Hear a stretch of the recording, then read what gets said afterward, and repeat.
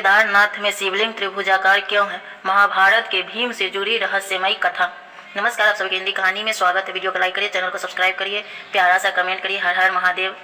केदारनाथ धाम भगवान शिव के 12 ज्योतिर्लिंग में से यह एक है, जो शिव जी के सबसे पवित्र मंदिर में से माना जाता है।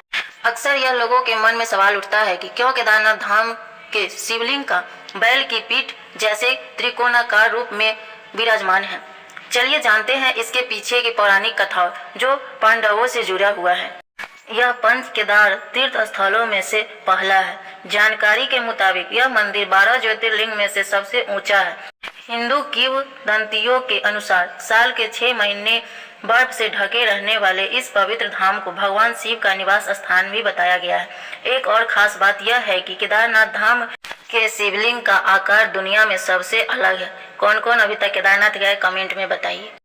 केदारनाथ के शिवलिंग का आकार त्रिकोण है। इसकी परिधि 12 फीट और ऊंचाई भी करीब 12 फीट ही है। मंदिर के सामने पार्वती और 5 पांडव राजकुमारों के चित्र हैं। अक्सर यह लोगों के मन में सवाल उठता है कि क्यों केदारनाथ धाम के शिवलिंग का आकार बैल की पीठ जैसा है। चलिए जानते हैं इसके पीछे की पौराणिक कथा, जो पांडवों से जुड़ी हुई है।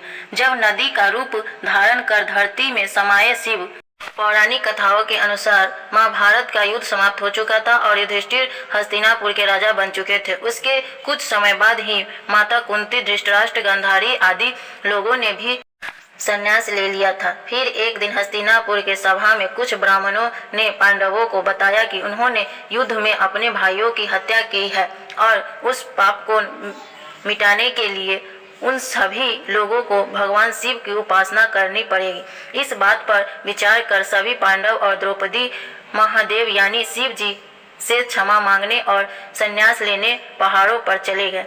इसके बाद भगवान शिव ने सभी पांडवों की परीक्षा लेने का फैसला किया और उससे दूर जाने का फैसला भी किया।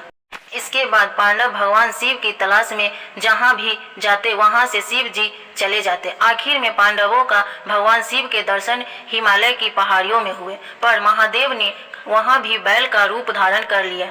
उसके बाद जब पांडवों ने उस बैल को पकड़ने की कोशिश की तो उसी पल भगवान शिव पाताल लोक में जाने लगे, पर भीम ने किसी तरह उस बैल का कोलू पकड़ लिया और उन्हें धरती में जाने से बचा लिया। तभी इस कोलू ने शिवलिंग का आकार ले लिया और उस स्थान स्थापित हो गया। कहा जाता है कि पांडवों ने यहाँ पर भगवान शिव की पूजा अर्चना की थी और जिससे प्रसन्न होकर भोलेनाथ ने इसके सभी पाप माफ कर दिए थे। इस रहस्य के बारे में आपको पता था और पता था तो कमेंट में बताइए। हर हर महादेव लिख के।